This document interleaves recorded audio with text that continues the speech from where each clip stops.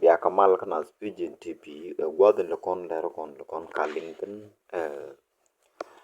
take la mo goro no ngo wana mani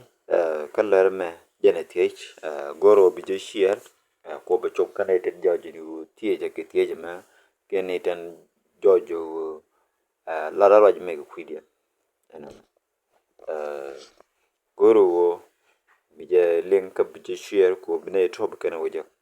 eno an goro barai ka kwi gambela town ka kwi wech ka kwi mukta kwa mishwale nuer le mas no nuer le mas mai ber goro barai ka kwi de ka dongshen be janya long ba ngor wai ka kwi de ka gwad metod ko goro tin de ti mi wen ko jek yen jin nuer le mas mai ber goro ya ko luji no anyok goro barai ka kwi de ka gwad metod nuer le mas mai ber lord mukta kan nuer le mas mai ber muktab mugwin rik nuare kie muktab man bot nuare ring nikien kena rego edien luogat ko gwede yen gwede wo da jalo la man mai ba no la man mai bar teka kwarke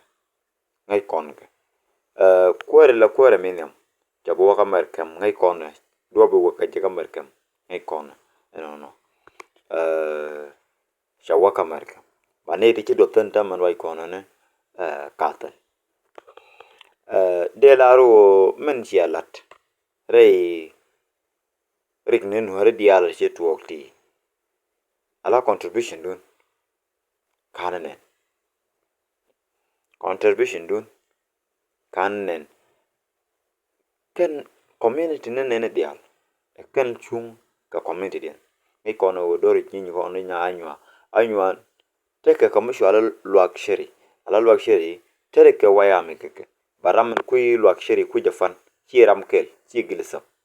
ke chi tajer keke ki chi rame richman keke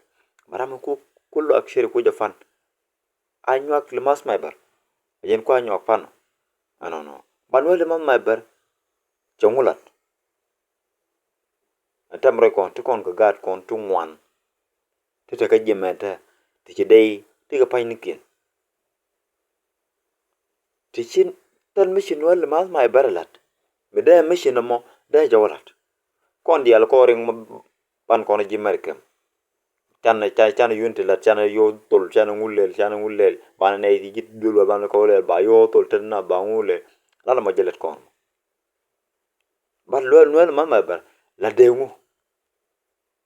kan nuare dial tan te ke Ethiopia kan dial tala ramme la let kume mi chongorial atama ka wardan wardan didial o yoki kilil gambela o yoka warda gambela nda nuerten o yoki and using dial de pingambel tala nuerten o yoki yo dial to wogane work almost ka paila wene ka almost 3 million ano dong de kunun to do bodong da ka almost 5 million kone dial to dial yang dua jeni jaram kel kor belken yoti nan ka ken wogani me charing nuer gwi ka kam wogani kan yo to no goro wo biram kelien ka yene den joja la jin wala mal mai bar goro bi ajalo yo no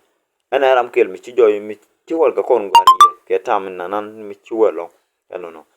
yela ro were ka community du ma la to du lun goten ko kula dun la ngu yene jin wala mal mai bar kanwa no but chen bala ni jelo bala donu real la rodunu ka reg nuer gwe jala reg dun de la real la rodunu ka jag reg nuari ka be jala reg dun en mi silan ngai tin nuer krek be ngajin go reg de ma kwala chola nuer la mas mai barkeje chol je nuer la mas mai bar ko go be reg nuer be ka sol mi che kula kan reg nuer che ka sol bala kula ngu ngai kon tikon ko kon tenede tete do wal tamre kono ka jemme ka warfa kamitin wala mas ka mai bar ka bom ayo woto anga jamale ke tol ga ka ko nga jamale ke moroy kon ta den de gar kon yel te ke jemme de kan jojo de ka tare dul wal den jojo wo tel de la yo den wala mas mai bar da kala ke yo bat ko tel wala mas mai bar tamale de kwidien jen jojo go tin ken ko war fa ko lip kan do radi no de laro nuer na mama ber goro brodo la ke nyok belo la do bi jangach ku yowti ke yow ne ti shi gwar te let ken ke biko ku ko ngok ku bi ke le ke dor mo gwa mo bi ken ngaje ni go ne to eni la ne ka dor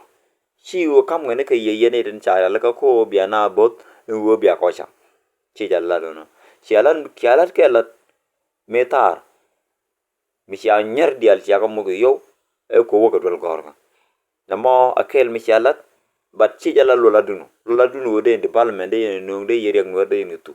no de la ro jen de re pekten chang chan shir kun bulat ko ngai shir kun ngi dial bat chan shir kun ngi bulat yene de jo jala ko wel ma mai ber ten wel ma mai ber te pin dien no ko ngor ta ma le dien no chang me chalat me tar ka je mi je no mo ko lo ko wel ma mai ber ka mer kem chim go de la ro chulo ra ye chong no de la ro en tek